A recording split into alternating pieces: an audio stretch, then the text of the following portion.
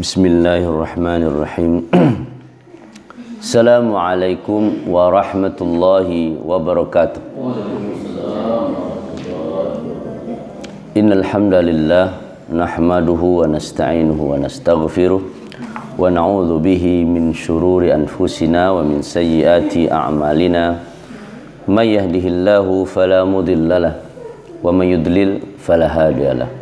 Asyhadu an la ilaha illallah wa ashhadu anna Muhammadan abduhu wa rasuluhu la nabiyya ba'da. Allahumma salli wa sallim wa barik alaihi wa ala alihi wa sahbihi wa mawala. Amma ba'd, uhibbukum fillah. Radina billahi rabba wa bil islami dina wa bi Muhammadin nabiyya wa rasula. Rabbana zidna ilma warzuqna fahma. Subhanaka la ilma lana illa ma 'allamtana innaka antal alimul hakim.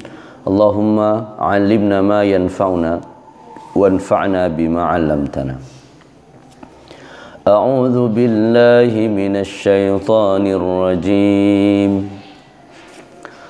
Wa in talaqtumuhunna min qabli an tamassuhunna wa qad faradtum lahunna fariidah kelewat kira cik 236 La junaha alaikum in talaqtumun nisaa ma lam tamassuhunna aw tafridu lahunna fariidah wa matti'uhunna 'alal musi'i qadaruhu wa 'alal muqtiri qadaruhu mata'an bil ma'ruf haqqan 'alal muhsinin. Sadaqallahul azim. Alhamdulillah, kita bersyukur kepada Allah. Hari kelima lima Ramadan, hampir Ramadan atau 3 Ramadan, apakah terserahlah gitu. Alhamdulillah kita sudah berada di bulan Ramadan. Ini adalah keberkahan. Tak terasa hari itu capek berlalu. Ramadan swanta kama jaa sari'an wa sayadhhab sari'an. Datang cepat, ngalah bulan puasa aja, nyo akan pergi dengan cepat. Maka kita harus syukuri. Kalau tak, nyo akan hilang begitu saja. Alhamdulillah. Kemudian kita berkirim salam bersalawat untuk Nabi kita Muhammad. Allahumma salli wa sallim wa barik alaih. Kita lanjutkan kajian tafsir surah Al-Baqarah ayat 236. La junaha, tidak berdosa, alaikum, atas kalian. Jadi kalian tidak berdosa bagi suami-suami. In talaqtumun nisa, ya karena kajian dari awal sampai akhir tentu harus lewati, walaupun sebenarnya kajian kalau disebut penting-penting, tapi pentingnya tidak untuk langsung diamalkan. Karena kok masalah mentalak, menceraikan ya, kan penting tuh, tapi tidak mesti langsung segera diamalkan.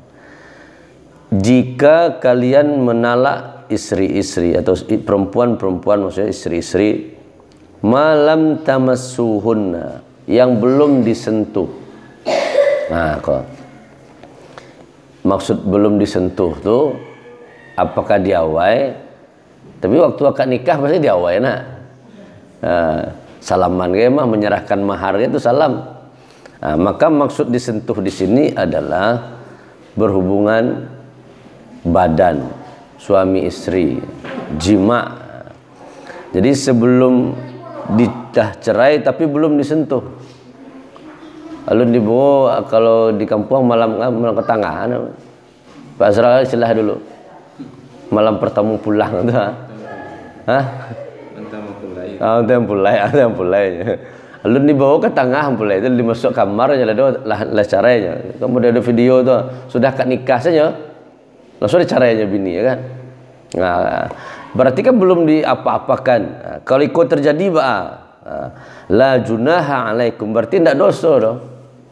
Karena itu kan hak suami kan. Ma lam tamassuhunna au tafridu lahunna faridah. Ya boleh jadi ma tawan takicuah misalnya. Yang dinikahi kok kira sedang hamilnya sama orang lain, itu kan takicuah waktu. Jadi hak laki-laki berhaknya. Inilah bercaranya ndak punya ambo kira ndak sawah ambo mau bajak kira lah dibajak orang sawah kau dulu awak takicuah kira. Disangka kok lah siap untuk ditanamnya kira dibajak orang dulu. Kalau itu terjadi ya, sampai urusan nikah pun diatur oleh Allah. Hadza aidan min ahkamil mutallaqat. Ini juga bagian hukum-hukum berkaitan dengan hal-hal perceraian. Wa huwa ibtida'u ikhbari bi raf'il haraj anil mutlaq qabla al bina'i wal jima'. Ini adalah kabar, berita, informasi berkaitan kalau mentalak sebelum bina. Kau kata bahasa Imam Qurtubinya bina itu membangun. Kalau orang membangun sesuatu tentulah hanya campuri kan, lah di awalnya lah digali ya dulu. Itu belum ada apa-apa gitu. Baru sertifikat ya tanah lu di pangan ada gitu. Maka sertifikat itu boleh beli. Kan model itu. Jadi alun di pangan qabla al bina wal jima', sebelum jima' maka farada mahran aw lam yufrid, baik sudah mahar diberi atau belum. Dulu orang kan nikah tidak model kini kan, mahar tersedia walaupun maharnya murah gitu, seperangkat alat sholat kan murah gitu.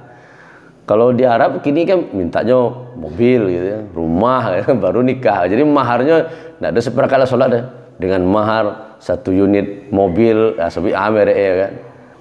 Kalau di awal kan seperangkat alat sholat tunai, kan itu ya. Ikut ternyata tidak tunai dah, berjanji dulu ini. Kalau buliah gitu, tidak hanya kredit. Kalau kredit lah do barangnya, ikulun lah do barang lah do, lu diserahan barang lah do, masih ngutang, mahar saja ngutang, saking tidak adonya. Tapi karena boleh, ya boleh. Jadi tidak nakdan, tidak tunai dah. Ternyata nikah pun bisa ditunda, dijanjikan maharnya. Maharnya lo kini le rupa, beko kok seminggu lah. Ya mah tahun sedang dibuat baru cincin kan, cincin itu sudah itu. Masa gara-gara cincin sudah awak nak nikah, diundur nikah. Nikah tetap tapi dibayar utang. Farada mahran lam yafrud, baik sudah diserahkan mahar atau belum. Walamma naha Rasulullah, dulu sempat dilarang oleh Rasulullah untuk menikahi, karena dulu orang menikah hanya sekedar lidzauk, untuk merasakan ya kesenangan saja, kesenangan dunia saja. Jadi banyak sahabat-sahabat dulu yang nikah hanya untuk lidzauk wa qada'i syahwat, untuk syahwat saja. Terus Nabi larang yang model-model itu. Kalau sekedar nikahnya untuk syahwat saja, makanya ada nikah mut'ah, kawin kontrak. Kenapa itu terjadi? Karena tujuan nikahnya untuk kenikmatan saja.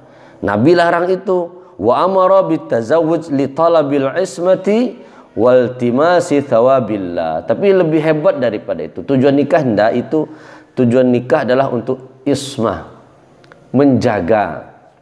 Ini dijaga keturunan. Kalau sekiranya habis kontrak 2 hari, beko kontrak lo cek sama orang lain 2 hari lah, beko jadi anak-anak sia namanya. Ada tuh jamaah yang menanya namanya bisa Ustaz, namanya Yuga aja, atau Yuang Gabuang aja. Iku asli dak aku nak olah-olah hambo kan, baru 2 hari yang lalu. Saya nama nak Pak Yuga aja. Atau Yuga tuh Yuang Gabuang aja. Jadi tidak tahu kau nak siapa. Wah dulu senek juga lah, dah dulu senek aja. Dengan nikah dijaga yang model kau. Jadi keturunan terjaga, harta terjaga, kehormatan terjaga. Kalau sekiranya bolehlah kontrak, maka yang paling tidak terjaga kehormatannya adalah perempuan. Yang bisa dia gilirannya aja mah. Bahkan kau sudah kau ikut lah, jadi tidak terjaga kehormatan, tidak terjaga keturunan, dan nikah tidak hanya sekedar melampiaskan syahwat. Kalau masih itu juga baru kajiannya, atau pisah gara-gara syahwat, berarti tujuan nikahnya bermasalah. Tidak hanya sekedar itu, tapi lebih hebat, tapi ismah wal timathi sawabillah, dan mencari pahala dari Allah. Mendanga cerewet istri itu tuh berpahala itu Pak Zara. Ya pagi-pagi uru caca angal udah awak kan aja nak jawab. Itu kan pahala dari Allah. Baik itu pula sangene dari suaminya itu pahala lo bagi istri. Sangene udah aku belum puasa kok mah. Justru belum puasa kok tambah sangene ini pengeluaran. Cuman kan aneh awak kan, semakin puasa semakin tidak makan semakin banyak pengeluaran. Nah, aku aneh kan cara berpikir nak logis ya kalau boleh orang Indonesia kan pembukuan banyak gitu. Cukup berbuku jadi putih lah tahu apa so tu mah. Cuman kan wak nio iko. So sudah berbuku nak tamakan saja oleh itu. Hawa saja. Itu baru berarti puasanya baru hawa saja. Tidak ada tujuan yang lain. Wa qasdi dawamis sahbah. Dan kata Nabi tidak hanya untuk menjaga tadi kehormatan, tapi juga mencari pahala dari Allah, tapi juga untuk qasdid dawamis sahabah. Memang dari awal sudah bertujuan nikah kok untuk sama-sama, bukan untuk pisah. Kan aneh, kita beda dulu, terus wak bersama, kenapa kita pisah? Itu berarti kan tujuan wak dari awal lah mulai pisah. Bisa ada cocok lah pisah. Kan ada orang mulai tidak, kini berjanjian, sekiranya nanti tidak cocok, jangan kita berpisah baik-baik. Agak aneh gitu. Nikah tujuan untuk pisah, tertulis lah itu. Kan aneh itu.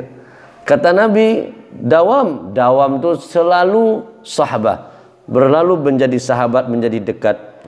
Maka waqa'a fi nufusil mu'min, ketika Nabi melarang bukan hanya untuk syahwat, untuk yang tiga, maka yang terjadi di diri orang mukmin, yo barek kalau muda itu tuh mah, yo nyampang beko wak takicuah ba Nabi.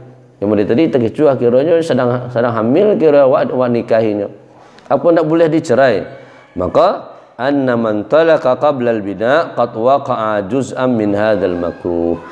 Maka sahabat takutnya kalau muda itu yolah balai wala nikah mah, maka turunlah ayat kau.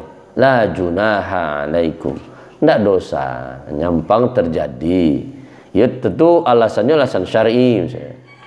Matuan ketika di khitbah, ketika dilamar, dicalian foto ya. Kira ketika nikah beda orangnya kan boleh kan. Dulu orang kan nak model awak kini bebas lihat-lihat ketemu. Kalau dulu iko lah dicalian iko. Kira pas nikah nya ditutup-tutupnya mah. Kira beda orangnya. Boleh sebelum disentuh, sebelum kalau bangunan itu dibangun, kalau sawahnya digarap, boleh, tidak dosa untuk diceraikan. Bahkan secara rinci dijelaskan di situ. Ada sampai hal kondisi orang yang sekiranya belum diberi mahar. Ada orang yang nikah, mahar belum diberi, terus dia ceraikan. Anunya secara fikihnya. Kita lihat. Satu. Pertama, mutallaqah madkhul. Berarti diceraikan seorang perempuan tetapi sudah digauli, mafrudul laha, tapi sudah juga maharnya sudah diberikan. Wa qad dzakarallahu hukmuhu qabla hadhil ayah. Hukumnya sudah Allah jelaskan sebelum ayat ini, bahwa annahu la yastaridu minha syai' minal mahar. Kalau lah digauli, dia minta mahar lah. Kan mau carain ku akan mau gih hutang ya, mau minta beliau. Namanya seperangkat alat salat tu. Karena sudah itu garap. Jadi kalau dia cerai, iyalah aja minta mahar. Ya kalau maharnya kita kan tidak masalah dah. Kalau sekiranya maharnya cincin 2 kilo tadi kan, atau harta yang besar, ketika kita ceraikan jangan minta sebabnya sudah digauli. Bal amara rabbi bi imta'iha, bahkan kalau disuruh Allah pakailah mahar tu. Mau tidak suka ya udah cerai-cerai saja. Jangan masalah harat tu. Itu yang sudah Allah jelaskan. Kalau sekiranya sudah digauli dan maharnya sudah diserahkan. Terus wa mutallaqah mafrud laha, terus istri yang diceraikan yang kedua sudah sudah diberikan mahar tapi belum digauli, belum dukhul, belum dilakukan hubungan secara badan. Maka yang model fa in talaqtumuhunna min qabli an tamassunna wa qad faradtum lahunna fariidah maka itu yang dimaksudkan oleh ayat. Kalau tadi diagih harta, sudah ada mahar, sudah dimasukkan, maka tidak jadi diambil. Tapi kalau belum, harta sudah diberikan, maka yang dilakukan agih aja lah, karena itu sudah kita beri. Tapi kalau niat dibalian, silahkan. Yang ketiga, mutallaqah madkhul biha ghairu mafrud. Maka makna yang ayat ini adalah diceraikan orang-orang yang sudah dukhul tapi belum diserahkan mahar, yang masih hutang tadi. Apa caranya? Wallati ba'daha mutallaqah qabla al-masis wa qabla al-fard. Maka famastamta'tum bihi minhunna fa'atuhunna ujurahunna. Agih aja lah. Jadi lah diagihan tuh, walaupun belum disentuh, berikan saja. Atau kalau yang belum diberi, boleh kita tidak magihnya, karena alun berhubungan lah. Masih ngutang. Kalau yang terakhir belum disentuh, belum juga diberikan, maka faja'al al-aula al-mut'ah wa ja'ala thalithaniah nisfus sadaq. Atau ada yang boleh membayar setengahnya saja, atau ada yang membiak. Tapi kalau di kampung awak, kalau lah cara itu tidak boleh. Tapi secara hukum fikihnya memang model itu boleh diambil setengah, sampai kesinan dibahas, karena masalah hukum. Jadi ayat itu menjelaskan, mengingatkan kepada kita bahwa tujuan nikah tidak hanya untuk syahwat. Nabi melarang kalau hanya untuk itu, karena bahaya beko. Makanya ada bisa khawatir ada lo syari'inya gitu ya, syariah gitu ya, prostitusi syariah kan bahaya. Ini prostitusi tapi pakai akad lo dulu kan. Itu kan itu yang kawin mut'ah nih, kontrak sama lam. Aku bagi kontrak untuk menjaga, bukan hanya untuk syahwat nikah tuh, tapi untuk pertama tadi supaya kita ismah, menjaga supaya jangan keturunan, menjaga perempuan, harga dirinya itu dijaga. Terus kita iltimasu sawabillah, cari pahala dari Allah. Karena setiap kita berumah tangga, mulai dari rumah tangga itu apapun yang kita lakukan itu ibadah. Kesabaran, usaha, boleh. Beda orang bujang berusaha jo, orang yang berkeluarga. Orang yang bujang bukannya untuk diri, jauhnya kok untuk anak segala macam, bara banyak pahalanya. Yang diagih rezeki ke anak jadi sedekah, bagi belanja istri sedekah. Itu sedekah, laki-laki itu sedekahnya. Kok kurangnya ke Surawa, di rumah lebih banyaknya, lebihannya nanti tahu waktu dia ke Surawa, kan sama timur Surawa itu. Jadi sedekah suami, nafkah, kan namanya disebut nafkah. Nafkah infak, kan bisa mirip-mirip tuh bahasa. Jadi suami nafkahnya atau sedekahnya kama ya, ke keluarganya utama. Infaknya, nafkahnya itu kewajiban utama. Nah, jadi wa mati'uhunna 'alal musi'i qadaruh, kalau kita mampu sudah kasih sajalah mahar itu untuk perempuan. Haqqan 'alal muhsinin. Di akhir Allah jelaskan ini adalah kewajiban bagi orang-orang yang berbuat baik. Jadi ini bagian dari hukum, bagian dari ilmu yang kita ketahui dan tidak mesti diamalkan. Karena hukumnya berkaitan, tapi nyampang ketemu keluarga dun sana sabalun digauli terus ternyata bermasalah terus diceraikan, itu dibolehkan. Bahkan sebelum mahar diserahkan pun dibolehkan. Tapi tentu bukan untuk main-main. Kalau untuk mencoreng dahi orang manga nikah. Makanya niat nikah itu yang perlu apeloi. Tidak hanya untuk syahwat, apalagi untuk mencelakai pasangan awak, mencelakai keluarga pasangan. Karena ada banyak motif-motif. Maka motif yang terbaik kata Nabi adalah untuk menjaga, kita jago istri awak, jago keluarga. Iltimasi sawabillah, cari pahala dari Allah. Jadi tidak hanya ya, urusan dunia saja, tapi ada urusan akhiratnya. Terus dawami sahbah.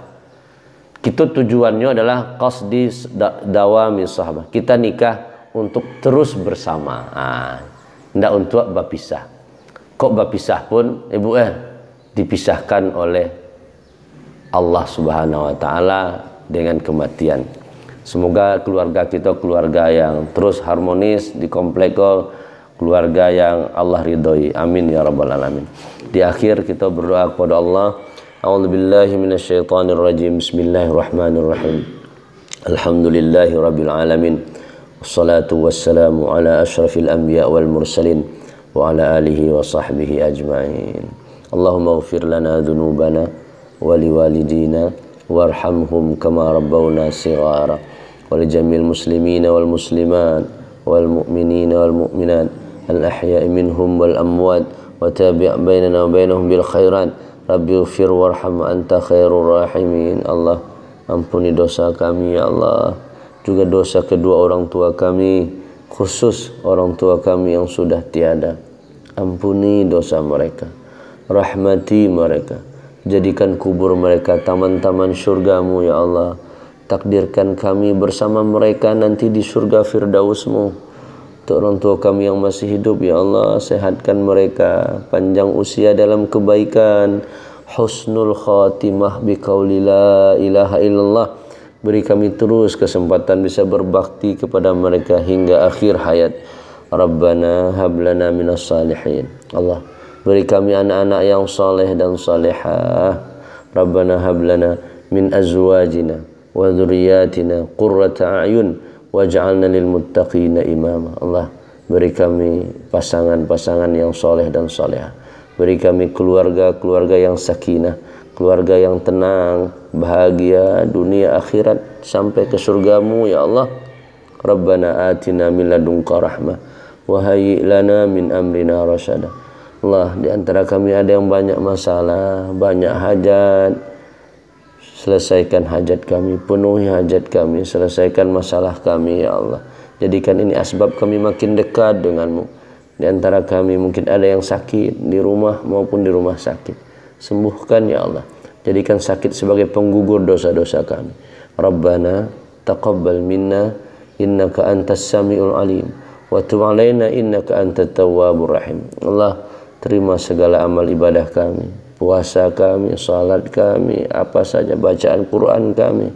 Rabbana atina fid dunya hasanah wa fil akhirati hasanah wa qina adzabannar.